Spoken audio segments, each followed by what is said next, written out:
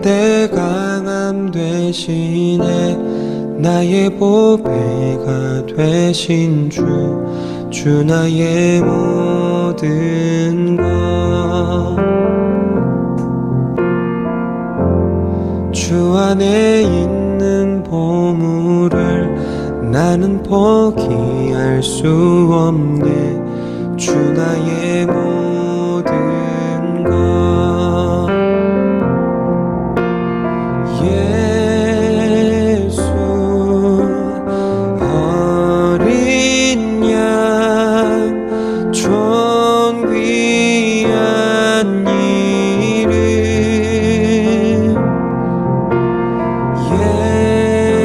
예수 어린 양 존귀한 이름. 십자가 죄사하셨네. 주님의 이름 찬양해. 주 나의 모든 것. 쓰러진 나를 세우고 나의 빈잔을 채우네. 주 나의 모든 것.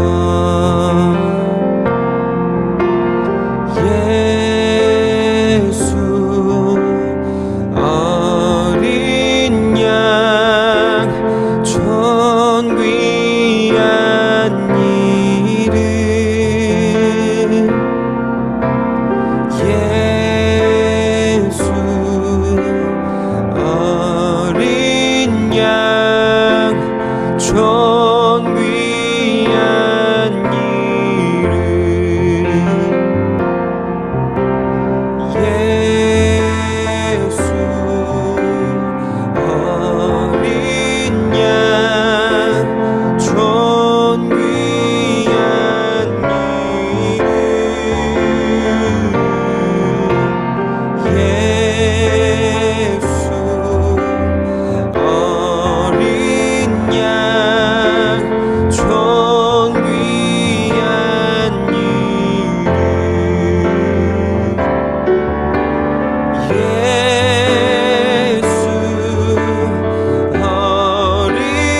양 존귀한 이름.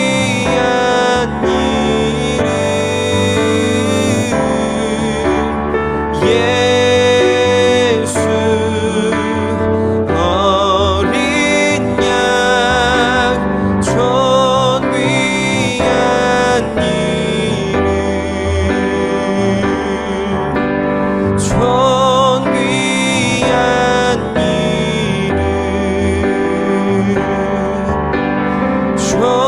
존귀한 이름.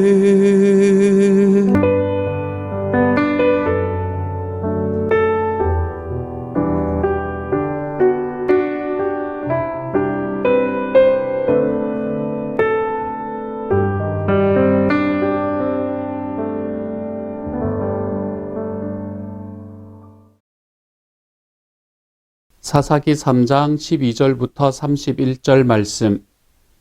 이스라엘 자손이 또 여호와의 목전에 악을 행하니라. 이스라엘 자손이 여호와의 목전에 악을 행함으로 여호와께서 모압 왕 에글론을 강성하게 하사 그들을 대적하게 하시매 에글론이 암몬과 아말렉 자손들을 모아가지고 와서 이스라엘을 쳐서 종려나무 성읍을 점령한지라.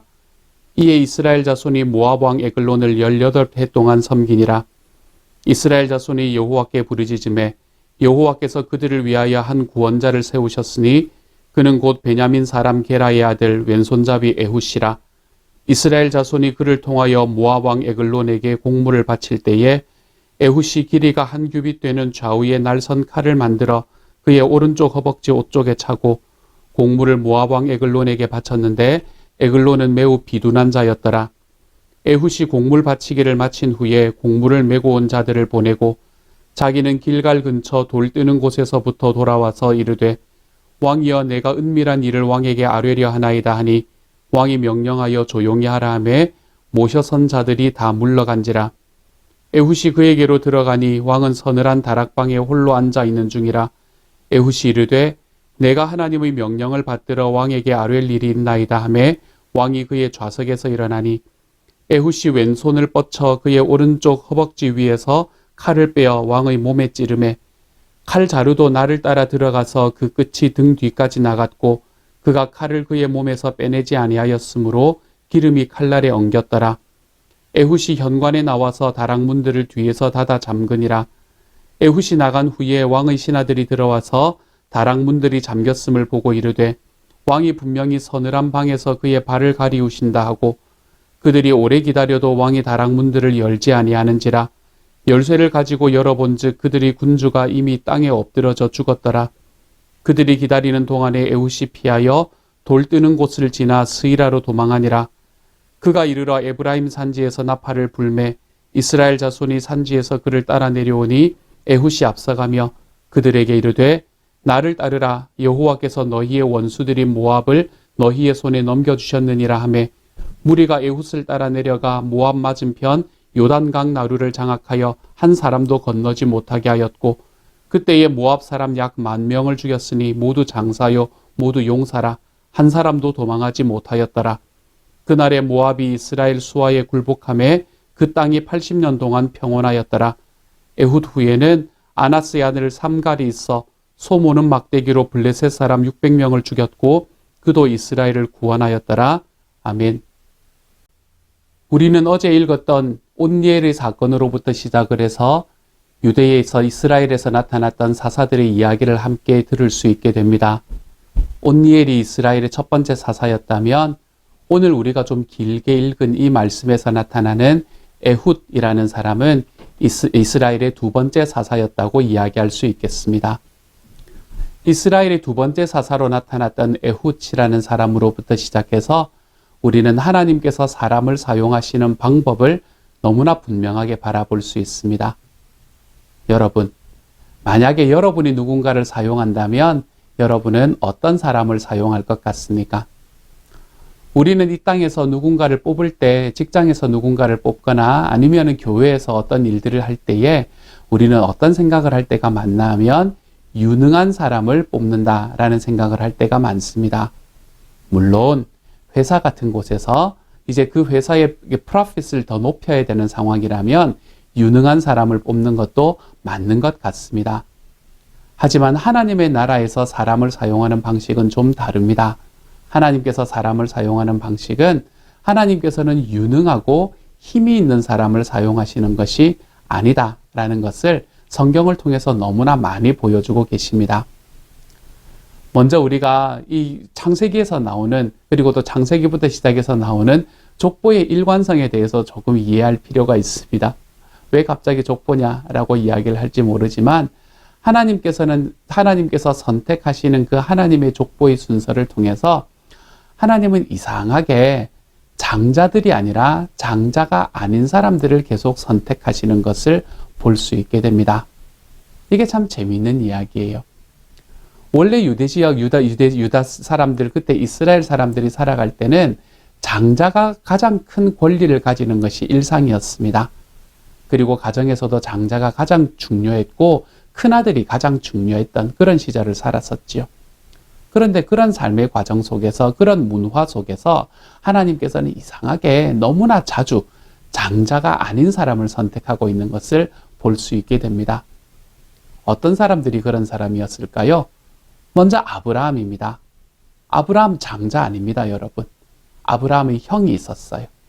롯이라는 사람은 아브라함의 형이었던 나홀이라는 사람의 아들이었습니다. 그래서 아브라함과의 관계가 조카의 관계가 되어 있던 사람이었죠. 그러므로 아브라함을 하나님께서 선택하실 때는 나홀이라는 사람, 그 자기의 형이 아니라 바로 이 두 번째였던 아브라함을 선택하셨던 것을 볼 수 있게 됩니다. 이삭은 어떻습니까? 이삭이라는 사람은 아브라함의 외아들이었는데 라고 생각할 수도 있습니다. 하지만 이삭이 낳아지기 전에 그의 형이 있었습니다. 14살이나 나이가 더 많던 형, 바로 이스마엘이라는 형이었습니다. 이 이스마엘이라는 형이 있었음에도 불구하고 하나님께서는 이삭이라는 사람을 하나님의 이 족보에 하나님께서 넣어주시는 것을 볼 수 있게 되지요. 그의 아들은 어떻습니까? 하나님의 은혜의 족보는 야곱을 통해서 이어졌습니다. 야곱은 큰아들이었어요? 작은아들이었어요? 약간 헷갈리기는 합니다. 하지만 성경에서 나오는 쌍둥이라고 이야기를 하기는 하지만 너무나 분명히 에서가 먼저 나오고 야곱이 뒤이어 나왔다라고 이야기합니다. 그러니 야곱도 맏아들이 아니었습니다. 그 가정에서 첫 번째 아들이 아니었던 셈이었죠. 유다는 어떻습니까? 하나님의 은혜의 족보는 유다를 통해서 이어지지 않습니까? 그렇죠? 이 유다는 어땠나요? 유다라는 사람도 이 야곱이라는 사람의 네 번째 아들이었습니다. 첫 번째 아들이 문제가 생겼기 때문에 이제 안 좋은 일들이 있었기 때문에 이 유다라는 사람에게로 이어졌지만 유다는 자기 야곱이라는 사람으로 볼 때는 절대 맏아들이 아닌 사람이었어요. 이스라엘 전체에서 잊을 수 없던 사람이 한 사람이 있죠. 그렇죠? 모세라는 사람은 어떻습니까?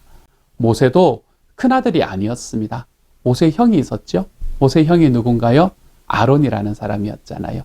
그래서 아론이라는 사람과 함께 모세를 선택을 하셨지만 하나님께서는 이 모세를 통해서 하나님의 일을 하시는 것을 선택하시게 되었죠. 다윗은 어떻습니까, 여러분?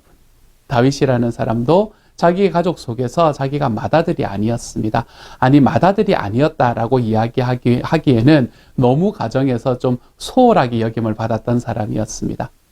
아니, 하나님의 위대한 선지자였던 사무엘이라는 사람이 와서 이 가정에서, 너희의 가정에서, 너희의 자녀들 속에서 이 이스라엘의 왕이 될 사람이 생길 거다라고 이야기한다면 가족들을 다 데려와야 될 거 아니에요. 자기 아들들을 다 데려와야 될 거 아니에요. 그런데 그의 아버지였던 이새는 이 다윗을 데려오지 않습니다. 다윗을 데려오지 않고 그 큰형들부터 시작을 해서 다윗 바로 위에 있는 형까지만 다 데리고 옵니다. 아마도 다윗은 자기 아버지에게도 인정을 받지 못했던 사람이었던 것 같습니다. 자기 형들에게 인정을 받지 못했다는 것은 그 뒤의 스토리를 통해서도 너무나 분명히 나타나는 일이기도 하고요. 어떻습니까?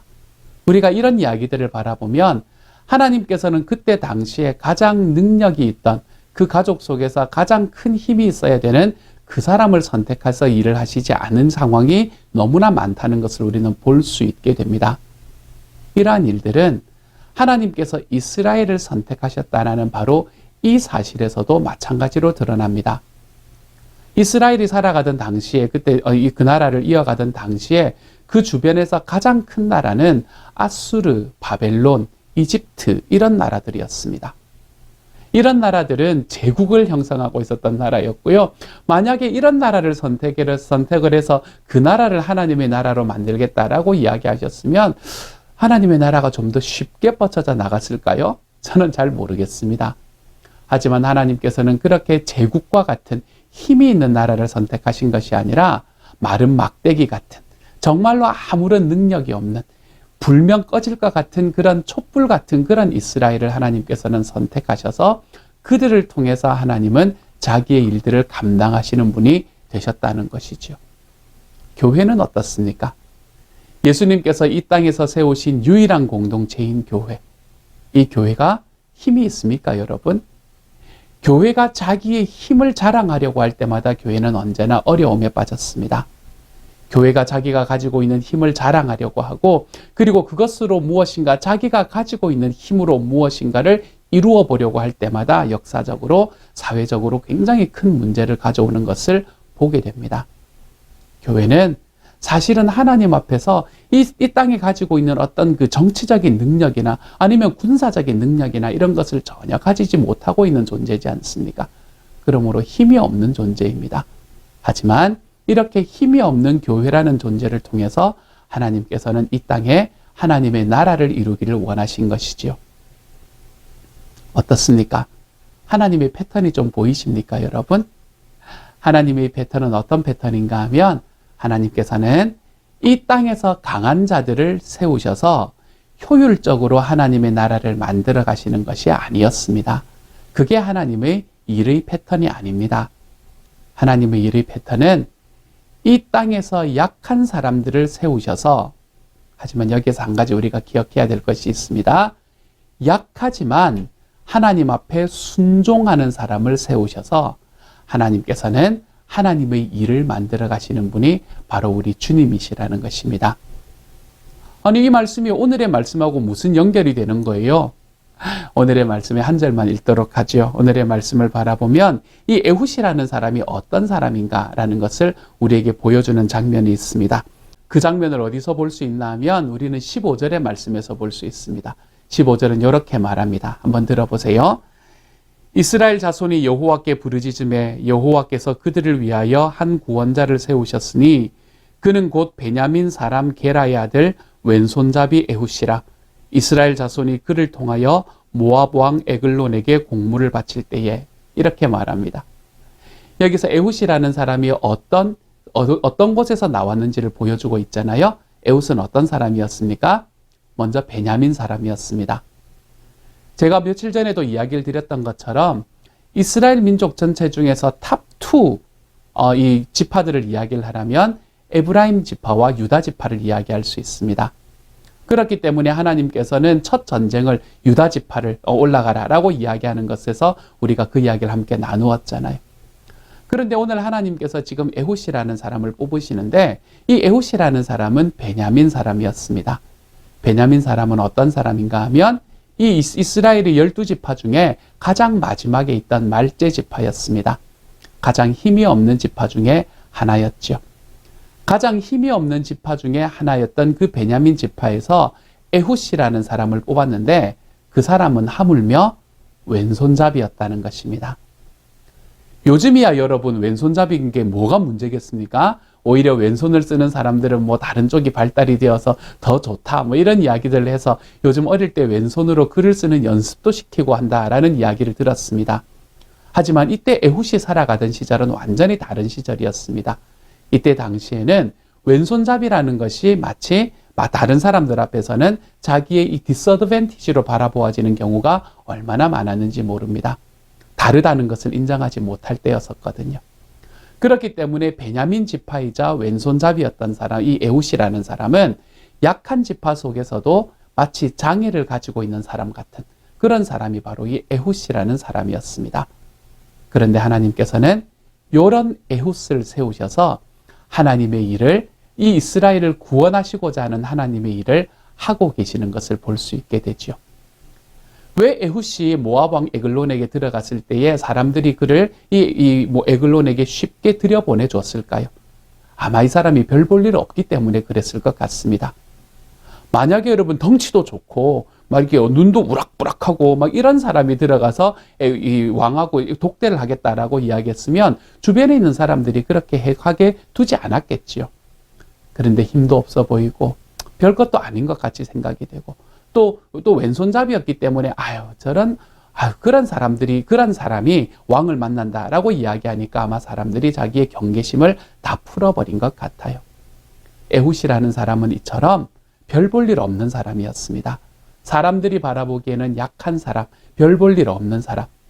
그렇지만 하나님의 역사는 이 사람을 통해서 이스라엘 전체에게 펼쳐져 가는 것을 볼 수 있습니다. 사랑하는 여러분, 우리가 하나님 앞에 살아갈 때 우리의 삶이 사용될 수 있는 이유는 내가 하나님 앞에 무언가 유익한 것을 드릴 수 있을 만큼 능력이 있어서가 아니라는 것을 좀 기억하시기를 소망합니다. 내가 하나님께 유익하게 되기 위한 무언가를 가지고 있기 때문에 하나님께서 저를 사용해 주시거나 여러분을 사용해 주시는 것이 아닙니다. 하나님께서는 저와 여러분의 약함에도 불구하고 하나님의 말씀에 순종하려는 마음을 가지고 있는 바로 그 사람을 하나님께서는 사용하셔서 주님의 나라를 이루어 가십니다. 그러므로 내가 약하다는 것, 내가 좀 유익한 사람이 되지 못한다는 것, 내가 이 세상에서 좀 놀랍게 뭔가를 해낼 수 있는 그런 사람이 되지 못한다는 것으로 너무 우리 자신을 비하하며 살아가지 마십시다. 나의 약함이 나의 능력이 될 수 있습니다. 그게 하나님께서 사사기를 통해서 계속해서 반복해서 이야기하실 하나님의 은혜입니다. 내가 하나님 앞에 아무런 능력이 없다고 고백할 수밖에 없으므로 내가 주님을 순종할 수밖에 없는 자리에 나아갔을 때 하나님께서는 저와 여러분을 비로소 그때에 사용하실 수 있게 되는 것이죠. 그러므로 사랑하는 여러분, 비록 약하다 하더라도 두려워하지 마십시다. 담대하십시다, 여러분.